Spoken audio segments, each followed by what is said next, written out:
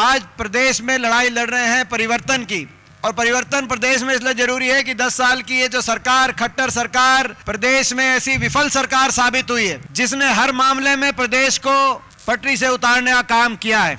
हमारे हरियाणा प्रदेश की जो पहचान थी, उस पहचान को भी धूमिल करने का काम किया है। जो प्रदेश, हरियाणा प्रदेश देश में विकास के मामले में जाना जाता था, आपस में भाईचारे के लिए मशहूर था, खुशहाली के लिए, खेल खिलाड़ियों के लिए, आपसी प्यार, प्रेम, भाईचारे के लिए देश में नंबर 1 पे आता था। आज वो प्रदेश खट्टर सरकार में विकास में तो पिछड़ गया, विकास दर में 17वें नंबर पे है, देश में नंबर 1 अगर पहुंच गया तो बेरोजगारी में देश में नंबर 1 बनाने का काम इस सरकार ने किया है। खेल खिलाड़ियों का ये हरियाणा था जहाँ दूध दही का खाना था, आज वही हरियाणा नशे में देश में नंबर 1 बनाने का काम अगर किया है तो इस खट्टर सरकार ने नशे में नंबर 1 आज हरियाणा बन गया। हर घर में एक नौजवान पढ़ा लिखा बेरोजगार, आज हरियाणा के नौजवान को चौराहे पे लाने का काम, बेरोजगारी की गिरफ्त में लेके जाने का काम किया है तो आज इस सरकार ने किया है।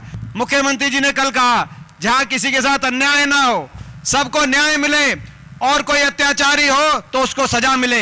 मैं पूछना चाहता हूं मुख्यमंत्री जी से, अगर ये राम राज की परिभाषा है तो उस अत्याचारी का क्या हुआ जिन्होंने हमारे देश की पहलवान बहन बेटियों को, जिनको जो है दिल्ली की सड़कों पे की सरकार ने घसीटवाने का जो काम किया, उन आरोपी अत्याचारियों का क्या हुआ? आपने कहा सबको न्याय मिलना चाहिए, किसी के साथ अन्याय ना हो, राम राज है, तो उन 750 किसानों का क्या हुआ जिनकी जान कुर्बान हो गई? उनको न्याय दिलाने का क्या हुआ?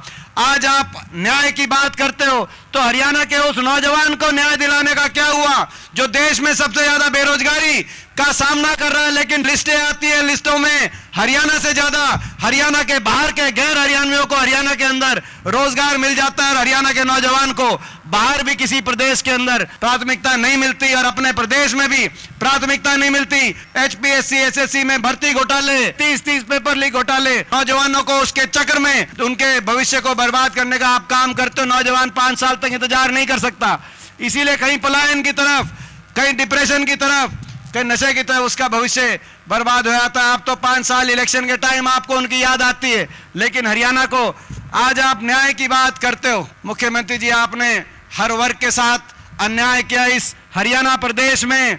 ये एक ऐसा प्रदेश है, कर्मचारियों पर को भी लाठीचार्ज, महिलाओं पे भी लाठीचार्ज, जवानों पे भी लाठीचार्ज, इस प्रदेश के अंदर सरपंचों पे भी लाठीचार्ज।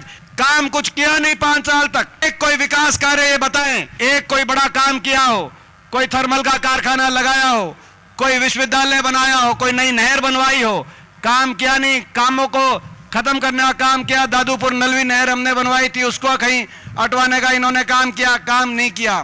विकसित यात्रा एक शुरू कर दी, इससे बड़ा ढकोसला मैंने नहीं देखा। मैं गांव में गया विकसित यात्रा में, केवल यात्रा में जाते हैं, गांव में फार्म इकट्ठे करते हैं, मगर किसी का समाधान नहीं होता। ये जो गांव में आए, किसी एक को भी मकान दिलवा के गए कि नहीं गए, मैं पूछना चाहता हूं।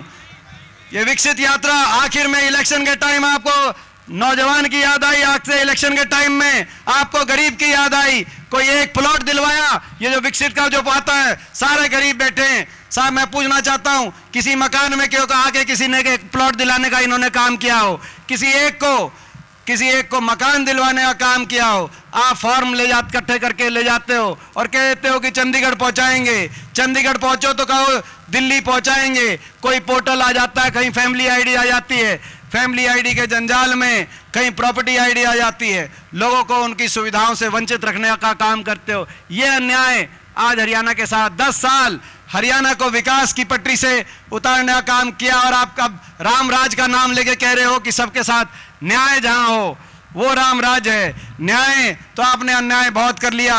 अब मैं समझता हूं इस अन्याय का, इस अहंकार का, वोट की चोट से इस अन्याय और अहंकार को समाप्त करने का समय निकट आ गया है। इस बार न्याय हरियाणा में होगा, हरियाणा में परिवर्तन होगा, हरियाणा दोबारा से विकास की पटरी पर पहुंचेगा, हरियाणा दोबारा नंबर 1 होगा।